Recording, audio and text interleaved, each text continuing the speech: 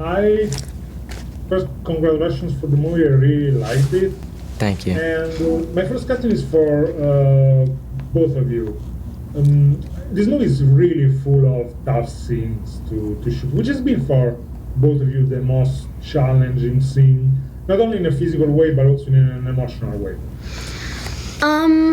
Well, I had to do this one scene, which I can't say much about, but it was with Jeremy Davies, who plays the dad. It was super intense and super emotional. That was probably my toughest scene, just because I had to really go there. I actually lost my voice by the end of it. Yeah, for me, it was probably the climactic scene in the film, which I can't talk about, but that was definitely my favorite part of filming Black Phone, and that was probably my favorite the most scene. fun. Yeah. All right, thank you. Let's please move on to Yuki. Hello, hi. Hi. This is Yuki from Japan. So this question's for Mason. So this is your first time doing a movie, right? I mean, Yes. This is a very, very important part. Mhm. You have to go through a lot of things. So how was the experience? And then also, how was the process of getting this part?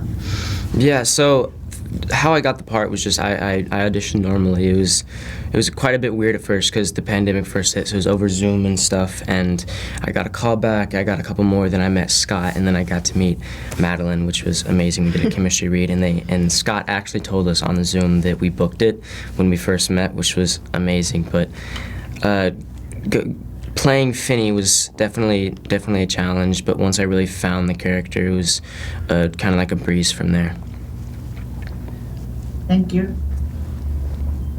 All right, let's move on to Steve Wang, please. Hello, this is Steve from Taiwan. Hello, I would like to ask the both of you, how do you feel about making a horror movie that maybe you are not old enough to see it? Are you old enough to see it now? Yeah, we actually both saw it together in a private screening.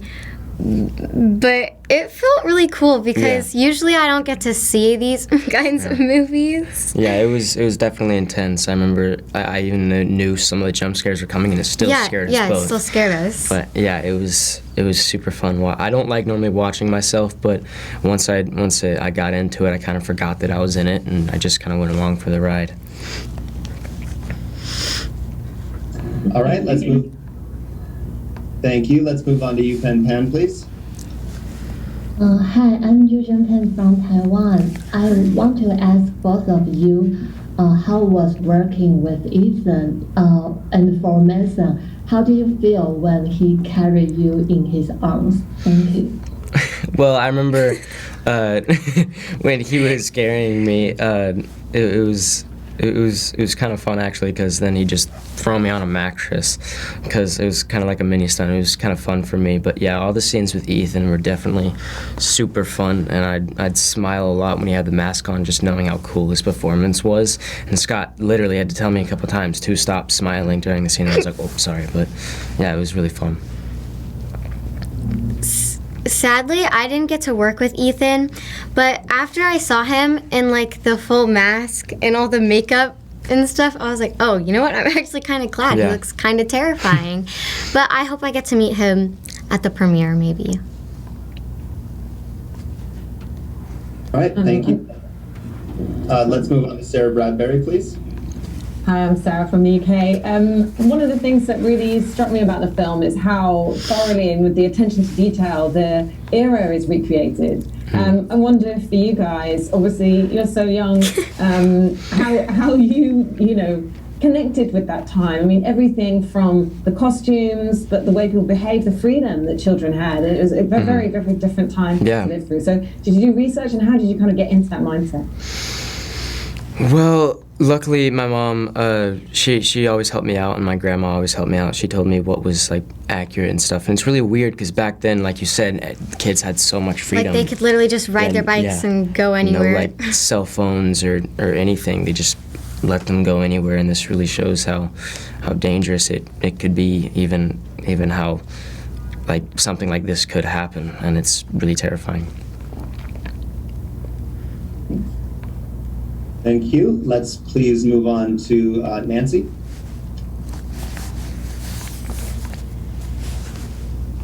Nancy, I think you're muted. Here I am. So you both already mentioned your characters, your most intense scenes. So how did you mentally prepare to be at that level of tension? Oh gosh. I don't know. I just really had to think about what would happen if I was actually in that situation. What was really nice about Scott when he was directing, he let me do what I think Gwen would do in that moment, which really helped. And the scene turned out so phenomenal, and I cannot wait for everyone to see that scene. Yeah. And the whole movie. Thank you. Let's move on to Brian Patricelli, please. Do we have Brian? Okay, let's go to Scott Menzel, please.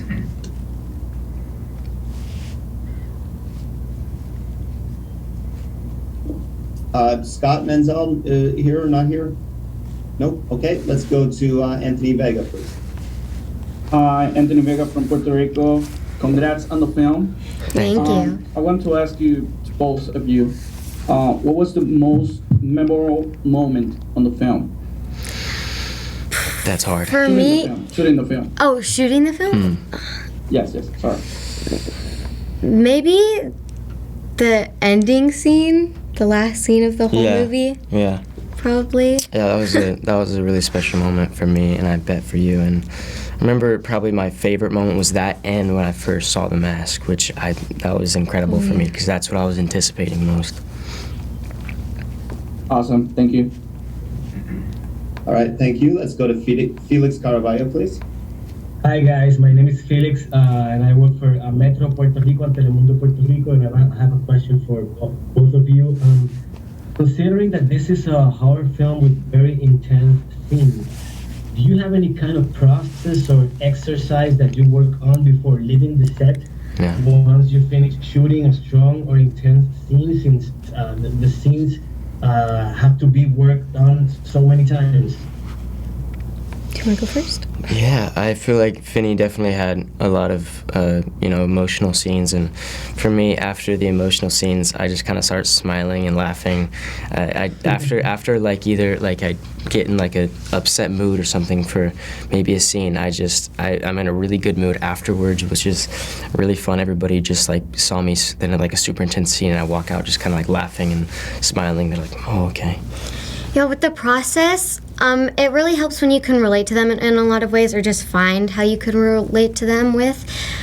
But yeah, when you feel it, that really helps a lot.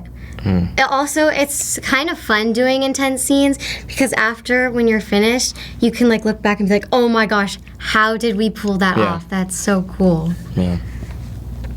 Excellent, thank you for that, guys. All right, thank you. Next up is Gil Pringle. Hi, I'm Jill, writing for Australia. Congratulations to both of you. Ethan Hawke is a father in his own real life, so I'm wondering, Mason, how did he help you relax so that you would always be aware that it was make-believe? Did you do some fun things off set? Yeah, so Ethan is probably one of the nicest and funniest people I've ever met, and he always talks to me, and like even like off of scenes and stuff, we'll have conversations. And even when he puts on the mask, remember the first scene that we filmed together, it was pretty intense, and it was like a little stunt. And I remember after they yelled cut, and he was like, "You all right, kid?" And I was like, "Yeah." And he gave me like a little noogie on the head. Yeah, he's such an incredible person. He was awesome. Thank you. All right, thank you. Let's move on to Nick Libero, please. So Nick. Okay, Dave Griffiths. Hi to you both. It's Dave from Australia, the Subculture. I was just wondering, this movie has a very central theme about bullying and standing up for yourself. Do you think that this might be the kind of film that is empowering for someone who is a victim of bullying, whether it be at school or at work? Yes, definitely. Because I know it's really great that people see this and it brings a lot of awareness to it, because my oldest brother, he would get bullied in school. I remember this one time, everyone was like taking his fruit snacks from him, and I went around my class and I asked everyone for their gummies. Then I brought them all to him, and yeah, I remember that. And that's also a way that I can relate to Gwen. It's like her brother's getting bullied and everything. Yeah. But yeah, I think it's really great that they bring a lot of awareness to bullying. Yeah, definitely. And the relationship that Gwen helps. have. Yeah, it's incredible. Thank you. All right, thank you. Let's move on to Jerrica Hahn. Jared, are you muted? I'm unmuted now. Madeleine and Mason, you have an incredible chemistry on screen. Like, you really buy into the dynamic of being siblings. How much time did you have to sort of bond with one another prior to shooting the film, and what kind of activities did you do together to build that bond? Yeah, I don't know. We hung out a lot. Yeah. We always went to dinner together. Yeah. We played football all the time. It was so nice because we got along so well, so it was super easy to work with each other. Yeah. And Mason did an incredible job, and it would be super nice if we got to work together in the future. Of course. Excellent. Thank you very much. Thank you. Let's move on to Caio Sandin, please. Hello, it's Caio from Jovem Pan Brazil. So, Scott tells a lot about this weeping scene with you, Madeleine, and there's a lot of scenes outside of the room that are very tense and very bloody and very violent. How do you feel like this? The movie is about a room where the violence happens, but outside the violence is happening as well. How do you can relate this to today and feel in the movie? How were you comfortable outside of the room as well? I don't know. That's a really good question. No one's asked me that before. I don't know. I'll have to think about that. That's a great question. And for you, Mason, how was the violence you presented in the school, like the beating of the kid, bullet your character, and then you go to witness the violence inside of the room? How is it like? Is it different kind of a violence because it's more psychic in the room, and outside it's pretty much punching out everyone? Yeah, I feel like the stuff that both of them go through, Finney and Gwen, is so sad, and especially the bullying, and when he finally gets abducted, I feel like he's always tried to, keep his calm, think about everything before he does it, really see where he is and look at the situation he's in. Yeah, it's everything that these kids go through is horrible. Yeah. Thanks. Thank you. Let's go to Frank Arnold, please. Yeah, I wonder, did you invest your characters with some of your own traits to make them your own, or did you say, I am a person and I play another person on screen and that has nothing to do with me? That's a good question. Yeah, like I said, it helps when you can relate to them.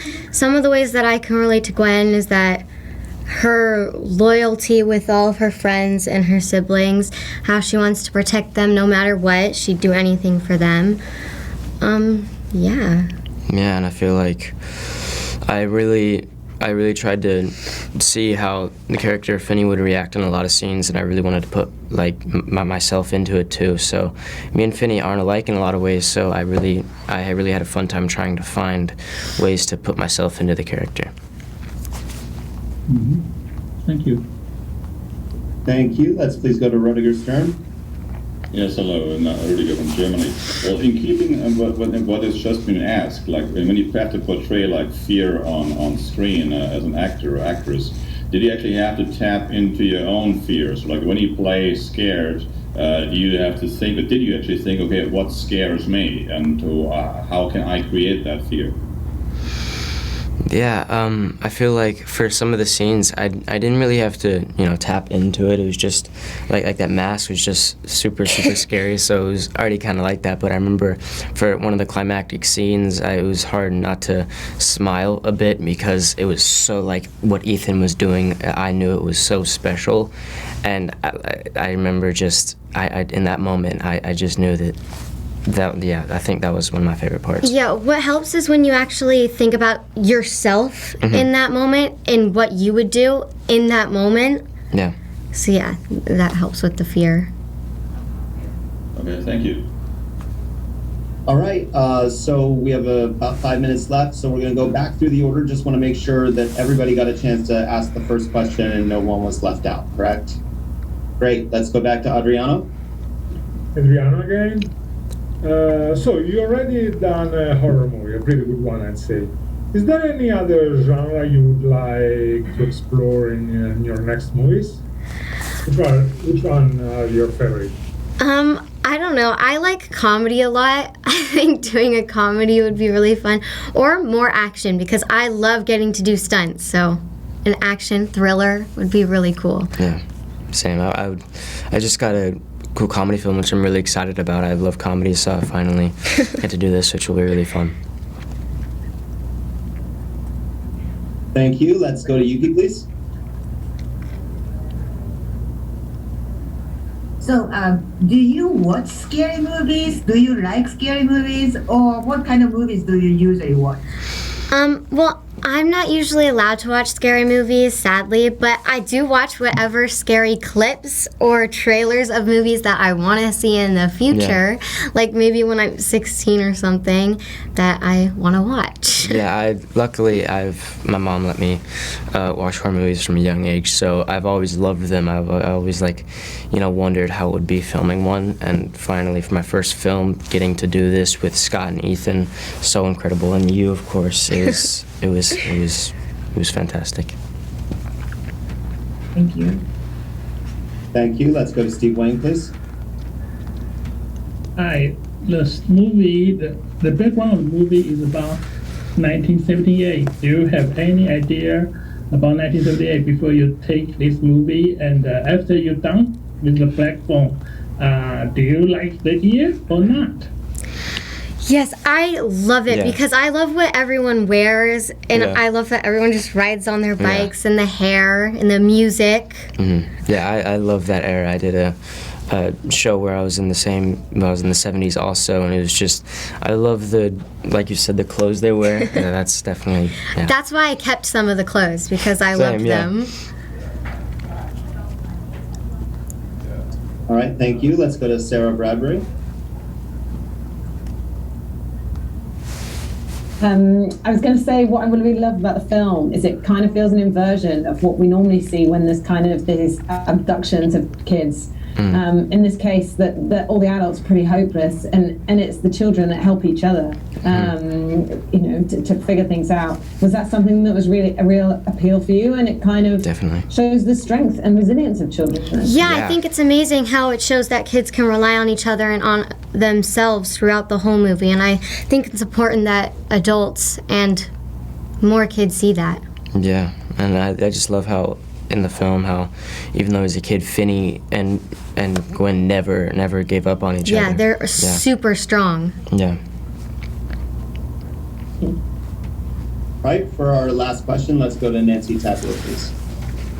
Thank you. So one of the main characters was definitely the phone.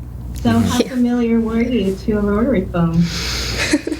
Not at all. I mean, the first time I saw it, I didn't know what it was. Is this supposed to be a phone? But no, I've barely even seen one before, except for when I actually auditioned for it. We bought like a little red one. We spray painted it black for the audition. That's awesome. And I used that for the prop, but yeah. I had to use a rotary phone once in the film, but it was hard because at first I didn't even know how to pronounce it.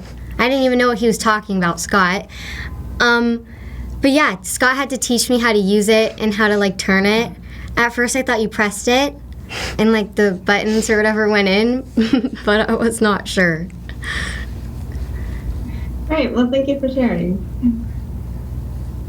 All right, thank you everyone. My team, that's a cut.